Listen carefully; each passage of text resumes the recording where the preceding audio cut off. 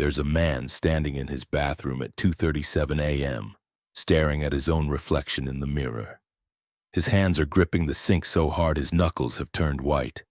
His shirt is soaked with sweat even though the apartment is cold. His eyes are bloodshot, not from crying, but from the kind of exhaustion that sleep doesn't fix anymore. He's successful by every metric society gave him. 6-figure salary, beautiful family, respected career. And yet, standing here right now, he can't remember the last time he felt anything except this crushing weight in his chest. The reflection staring back isn't a man. It's a machine running on empty, pretending to be human. Is success without meaning just a slower form of death? Perhaps your life right now feels like an elaborate performance. You wake up, you execute, you achieve, you collapse into bed, repeat. And somewhere along the way, you stopped asking the most important question a human being can ask. What am I actually doing? 2,400 years ago, Aristotle identified 8 concepts that separate people who merely exist from people who truly live. Not productivity hacks, not motivational slogans. 8 fundamental truths about human excellence that most people will never discover because they're too busy chasing the wrong things. Today, you're going to learn every single one. And if you actually apply them, you won't just change your habits, you'll change your identity. This goes against everything modern self-help teaches. But by the end of this video, you'll understand why everything you've been told about success is backwards. Subscribe to this channel, hit that like button, and comment below. What achievement in your life felt the most empty? Let's begin. Chapter 1. The man who had everything and nothing. His name was Marcus, 38 years old. Senior director at a tech company, 2 kids, a wife named Sarah, a house in the suburbs with a 2-car garage and a lawn he paid someone else to mow. Every Sunday, his parents would call and tell him how proud they were. Every Monday, he'd sit in his office and wonder why their pride felt like a weight around his neck. The breaking point came on a Thursday. Marcus had just closed a deal worth $2.3 million. His team celebrated. His boss sent a company-wide email praising his leadership. He drove home, walked through the front door, and his 7-year-old daughter, Emma, ran up to him. "Daddy, can we play?" She was holding a board game, her eyes bright with hope. Marcus looked at her and felt absolutely nothing. Not joy, not love, not even exhaustion. Just a vast, terrifying emptiness. "Not tonight, sweetheart. Daddy has emails to answer." Emma's face fell. She nodded and walked away, and Marcus stood there in his entryway, briefcase in hand, realizing he couldn't remember the last time he'd said yes to her. Couldn't remember the last time he'd wanted to say yes to anything. That night, Sarah found him sitting on the back porch at 11 p.m., staring into the darkness. "Marcus, what's wrong?" He didn't look at her. "I closed the Brennan deal today." "That's amazing. Why do you look like someone died?" "Because I don't care, Sarah. I worked 80 hours this month to close that deal, and when it happened, I felt nothing. Absolutely nothing." She sat down beside him. Her hand found his. "How long have you felt like this?" "I don't know. Years, maybe. I just kept thinking if I achieved enough, earned enough, proved enough, eventually I'd feel something. But it's getting worse. I look at Emma and I know I should feel love, but it's like there's glass between me and the feeling. I can see it. I just can't reach it." Sarah was quiet for a long time. Then she said the thing he needed to hear but didn't want to face. "You're dying, Marcus, not physically, but the person I married, the person who used to laugh and dream and actually want things, he's dying. And I don't know how to save him. I don't think I can." Those words hit him like a fist to the chest, because she was right. He was dying. Dying of a disease that modern culture doesn't have a name for. Success without purpose. Achievement without meaning. A life measured by metrics that don't actually matter. He'd tried everything to fix it. Therapy. 3 different therapists over 2 years. They all said the same things. Practice gratitude. Find work-life balance. Set boundaries. He tried. He kept a gratitude journal for 6 months. Wrote down 3 things every day. It felt like homework. Meaningless homework. He set boundaries at work. Left at 6 p.m. instead of 8. The extra 2 hours at home just meant 2 more hours of sitting on the couch staring at his phone, feeling hollow. The problem wasn't his schedule. The problem was deeper. The problem was he'd built an entire life pursuing goals that someone else had told him mattered.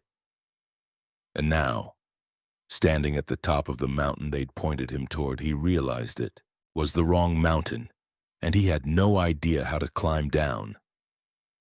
3 days after that conversation, Marcus walked into a bar at 2 p.m. on a Tuesday. Not because he was an alcoholic, because he'd just quit his job. No notice, no plan. Just walked into his boss's office and said, "I'm done." The look on everyone's face when he cleared out his desk made him want to laugh and vomit at the same time. Sarah's reaction was worse. Not anger, not even surprise, just this quiet, devastating acceptance, like she'd been waiting for him to finally break. The bartender was an old man with a scar running through his left eyebrow. He set down a glass of water without being asked. "You've got that look." "What look?" "The look of a man who just burned his life down and can't figure out if he's free or just homeless." Marcus laughed. It came out bitter. "Both, probably." The old man wiped down the bar. "You know what Aristotle said about men like you?" Marcus looked up. "Aristotle? The ancient Greek guy?" "Yeah. He said most people are living lives that were designed for someone else's soul. Like wearing shoes that are 2 sizes too small. You can walk, but every step is agony. And eventually you either take the shoes off or your feet die." Marcus stared at him. "You're a bartender quoting Aristotle at 2 p.m. I'm a retired philosophy professor who bought a bar because I got tired of watching 20-year-olds pretend to care about Plato. Sometimes the best teaching happens here. People are more honest when they're desperate." He extended his hand. "Professor Andros. Though everyone here calls me Andy, and that's how Marcus met his mentor. Not in some minimalist office with a garden view. In a dive bar that smelled like old wood and broken dreams. Over the next hour, Andy didn't offer comfort, didn't tell Marcus everything would be okay. Instead, he drew 8 circles on a napkin with a pen that barely worked. These are the 8 concepts that separate the living from the existing.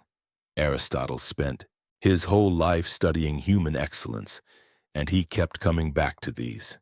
You want to know why you feel dead inside?" Marcus nodded. "Because you're practicing 0 of these. Not your fault. Nobody teaches this anymore. We teach people how to succeed. We don't teach them how to be human." Andy tapped the first circle. "Telos. Your ultimate aim. Not your job. Not your role. The thing that makes you, you." Second circle. Arete. Excellence. Not compared to others, compared to your own potential. Third circle. Phronesis. Practical wisdom. Knowing what actually matters when everything's on fire. Fourth circle. Eudaimonia. The result when the first 3 align. Human flourishing. He kept going. Fifth circle. Sophrosyne. Self-mastery, not discipline, but mastery, the ability to want what's good for you. Sixth circle. Megalopsychia. Greatness of soul. The quiet confidence of someone who knows their worth. Seventh circle. Philia. Deep friendship, real connection, not networking. Eighth circle. Kairos. Perfect timing. Knowing when to act and when to wait. Marcus looked at the napkin. 8 circles. 8 words he couldn't pronounce. "This is supposed to fix me?" Andy laughed. "Fix you? No. This is supposed to rebuild you from the ground up.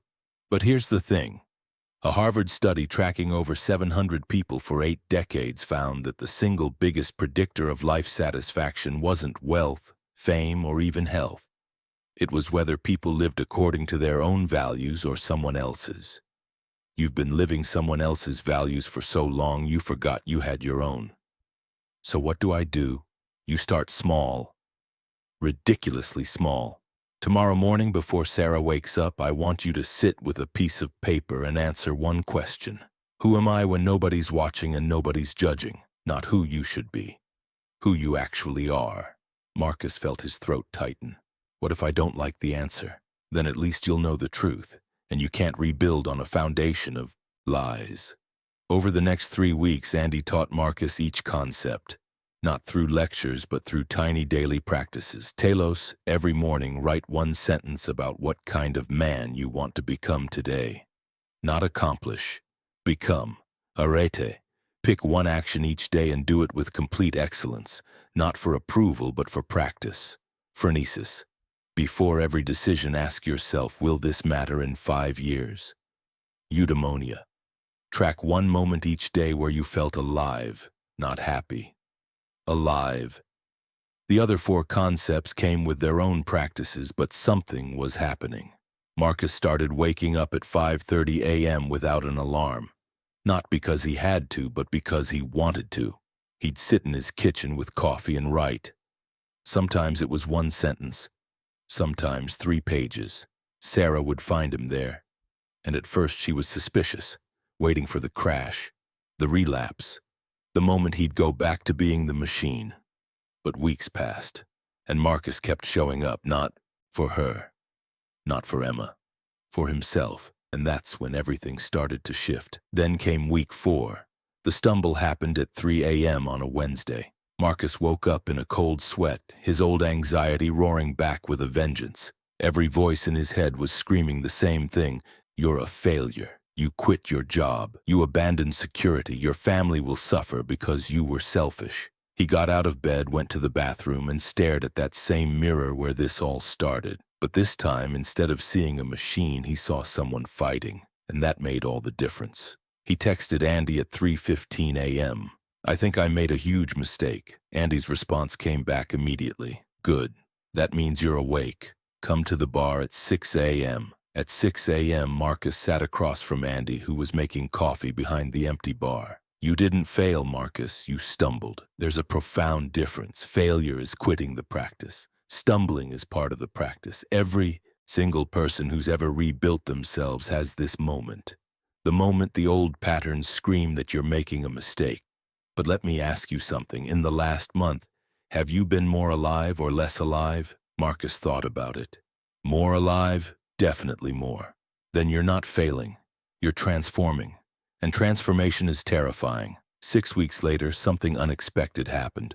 Marcus started a consulting firm teaching executives the 8 concepts Andy had taught him. He called it human capital, and his pitch was simple. I'll teach your leaders how to stop being machines and start being humans. Productivity will follow. 3 companies said yes within the first month. By month 3, he had 12 clients.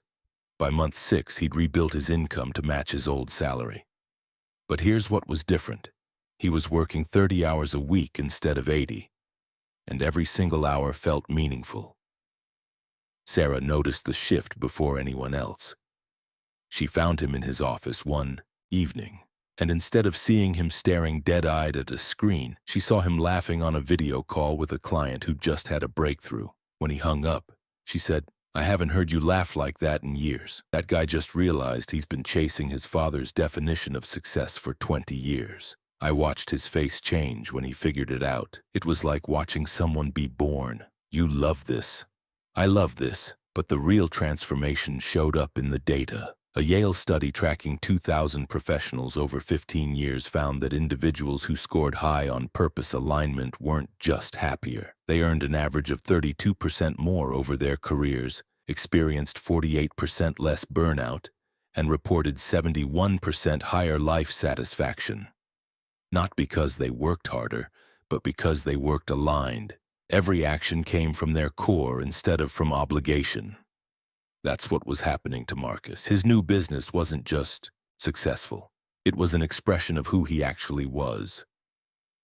The test came in month 8. His old company called again. The CEO himself. Marcus, we made a mistake letting you go. Come back.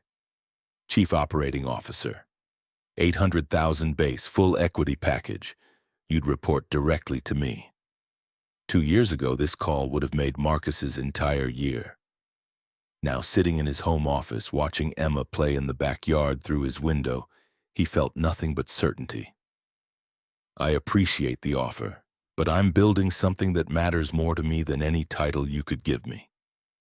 You're turning down $800,000? I'm choosing a life worth living over a salary worth bragging about. There's a difference. When he told Andy about the call, the old man just smiled. You've discovered megalopsychia, greatness of soul. It's not arrogance, it's the quiet, unshakable knowledge of your own worth that doesn't need external validation. You know what you're worth, so their money can't buy you anymore. 1 year after quitting, Marcus stood in front of 200 executives at a conference. His talk was titled "The 8 Concepts That Rebuilt My Life." He didn't sugarcoat it, told them about the 2 a.m. mirror moment, the bar, the stumble, the fear. And then he told them about the transformation, how his business now made more than his old job, how his marriage had gone from surviving to thriving, how his daughter told her teacher, "My dad used to be sad all the time, but now he plays with me every day." The standing ovation lasted 3 minutes. Afterwards, 17 executives booked private sessions. The demand became so high, Marcus had to hire 3 other coaches and train them in the 8 concepts. His small practice became a movement.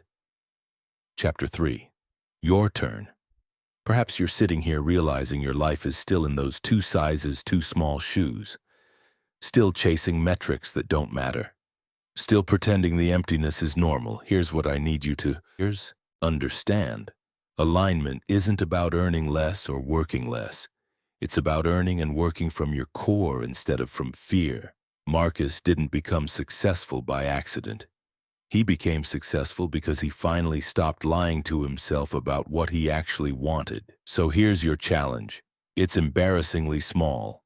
For the next 14 days, every morning before you do anything else, write 1 sentence. Today I am becoming someone who, and finish it honestly. Not someone who closes deals, someone who shows up with integrity, someone who's present, someone who's alive. 1 sentence, 14 days. You're not looking for your purpose. You're practicing alignment. And alignment is a muscle that gets stronger every time you use it. Subscribe to this channel. Turn on notifications. Comment below right now. What achievement in your life felt the most empty? Be specific.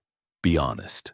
In 2 weeks, I'll come back to check who actually followed through, who practiced the first concept, who took the first step toward building a life that's actually worth living. Aristotle's 8 concepts aren't philosophy, they're a blueprint, and the people who follow the blueprint don't just survive, they thrive. Not by accident, but by design. If you've made it this far, thank you for your attention. See you in the next video. Remember, walk with honor. Follow the path, be present.